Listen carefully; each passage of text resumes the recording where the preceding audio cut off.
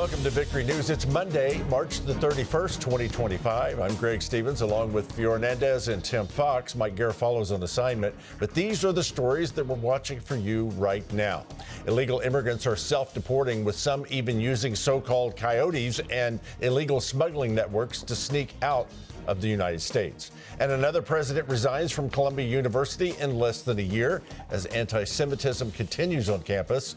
Ahead, we'll talk with Mass Exodus Movement founder and podcast host Keisha King about these stories and more. But first, let's go to Tim Fox. He has our headlines. Tim. Thank you, Greg. Myanmar, Burma, and Thailand officials continue to assess the damage of the 7.7 magnitude earthquake that rattled their countries.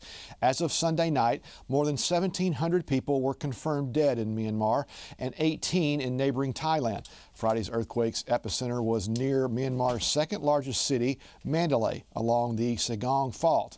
The tremors affected several other nations. CBS News reports another 3,408 people were injured and 139 missing in Myanmar. In an area around Bangkok, officials reported 33 injured and 78 missing. Flattened structures and severe infrastructure damage to roads and bridges have been reported. The international community has already pledged financial aid and mobilization support to that region.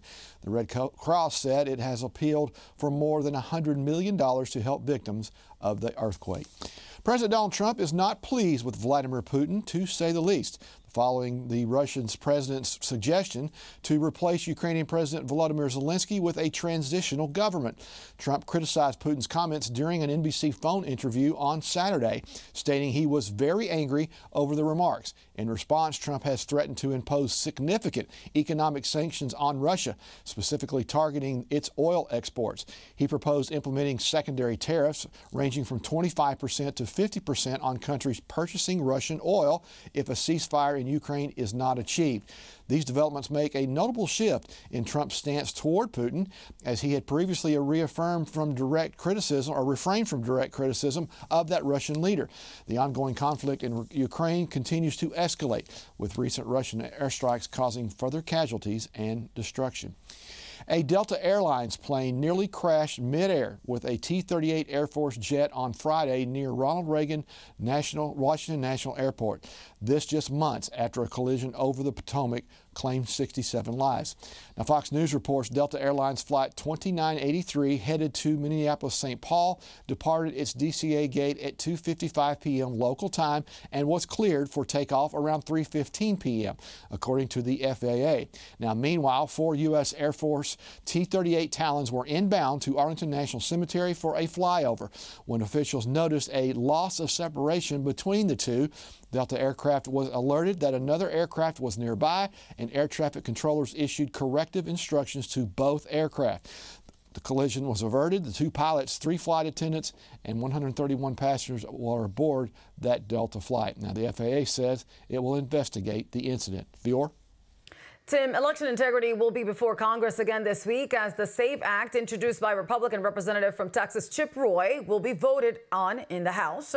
The SAVE Act requires a proof of citizenship when registering to vote in federal elections, requires states to remove non-citizens from their voter rolls, empowers citizens to bring civil suits against election officials who don't collect the proof of citizenship, and adds penalties for election officials that register non-citizens to vote in federal elections. As it stands now, a voter does not have to provide proof of citizenship to vote in federal elections. The House passed the SAVE Act last year, but the Democrat-controlled Senate never brought it to the floor for a vote. Now that both chambers are controlled by the GOP, it stands a better chance of advancing We Shall Save. The U.S. Agency for International Development, known as USAID, is well on its way to shutting down, a major win for President Trump and his Department of Government Efficiency. On Friday, the 4th U.S. Circuit Court of Appeals ruled that shutting down USAID could move forward, and that a lower court erred in saying was the one making final decisions. The Washington Times reports the court decided State Secretary Marco Rubio and his team are the real decision makers. Judge Marvin Quattlebaum Jr. wrote in part, "The current evidence in the record indicates that Musk's actions did not involve the exercise of authority of an office granted by law, but rather the implementation of executive policies." The ruling lifts U.S. District Judge Theodore D. Trang's blockade blockade on shutting down USAID's headquarters. More than 200 protests popped up outside of Tesla showrooms across the country over the weekend in response to a call for a Tesla takedown day on Saturday, all against the Department of Government Efficiency's goal of cutting government waste and fraud.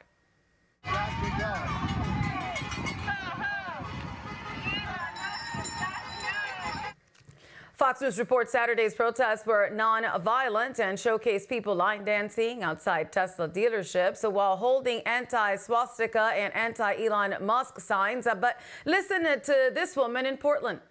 Destruction of property is a perfectly viable source of protest.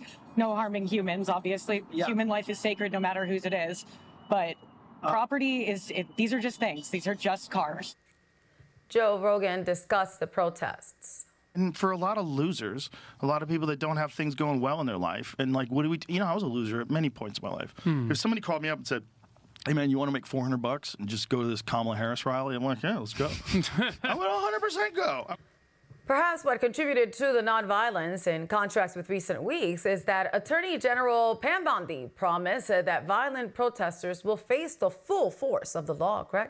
Columbia University's interim president, Katrina Armstrong, resigned on Friday, which is the second leadership change at the Ivy League school in less than a year. The Gateway Pundit reports growing pressure on Columbia from the Trump administration over campus anti-Semitism, federal funding, and questionable protest policies. Claire Shipman, a longtime liberal journalist and wife of former Obama Press Secretary Jay Carney, takes over as acting president of the university. The Department of Education threatened to pull more than $400 million in federal funding unless Columbia implemented strict reforms.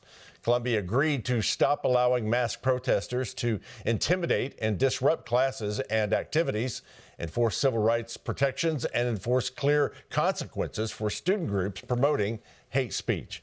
Katrina Armstrong's exit is the third presidential shuffle at Columbia in just 9 months, a stunning sign of instability at the university that once branded itself as the academic home of future presidents and Nobel laureates. I spoke with Mark Meckler recently on the overreach of district court judges trying to govern the nation from their judicial benches. Here's what he said. Yeah, my guess is they're going to go with the Article 2 separation of powers. This law is on the books. It's very clear that the president has this power. And I don't think that the Supreme Court can afford to let all of these district courts get out of control and impede the authority of the president. So I expect the president to be victorious on this one. All right, I want you to listen to HHS Secretary RFK Jr. describe how dysfunctional that agency was when he took it. The agency org chart when I arrived was incomprehensible. There was no chain of command. There were people operating in all these different silos and fiefdoms, and they were so territorial and so self-serving that they were selling patient information to each other. Now, Kennedy is describing what he requested. When he requested access to Medicare and Medicaid data, Kennedy was told he'd have to buy it back from another branch of the same agency. Mark, that's public data. Is it any wonder he's cutting thousands of staff there? No, this just shows us the level of insanity of operations inside the federal government. I think he described it correctly. These are personal fiefdoms that people have set up over the decades. These are money-making ventures. These are people that are in jobs that are duplicative. I think it's fantastic that he's starting by cutting 20,000 jobs. All right. Grant Minor is a Columbia student who Columbia said they expelled him. He's back on campus leading a pro-terror protest disrupting class. How should the administration respond to this bait and switch of anti-Semitic conduct at Columbia? Yeah, I think they're going to have to issue him a notice that he's trespassing, and if he comes back again, he's going to be arrested, because if they don't, they're going to be in violation of the agreement that they just made with the Trump administration that is going to allow the release of $400 million to them in grant money. If they don't do it, they're going to lose that money, and there's not going to be a second chance. All right, let's talk about Tim Walz. He is out, still trying to recover from the abysmal loss alongside Kamala Harris last November. Here he is. We let them define the issue on DEI, and we let them define what woke is. We got ourselves in this mess because we weren't bold enough to stand up and say, you right, we're proud of these policies. We're going to put them in, and we're going to execute them. So Governor Walz thinks that Democrats failed because they did not embrace immigrants, wokeness, and DEI enough. Your reaction to him, Mark? Yeah, I would just say more. We want to see more and more and more of this from the Democrat Party. He's saying they're not woke enough, they're not DEI enough, they're not transgender enough. The American people rejected that stuff soundly. They do it in every poll on an 80-20 basis. If the Democrat Party chooses to continue to go this way, we're going to see 4 generations of Republican rule. All right. Well, that could be good for our country. California's Chino Valley School Board President Sonia Shaw is a champion of fairness for female athletes in girls' sports. Watch her response to a cease and desist letter from a parent whose son is competing against girls in track competition.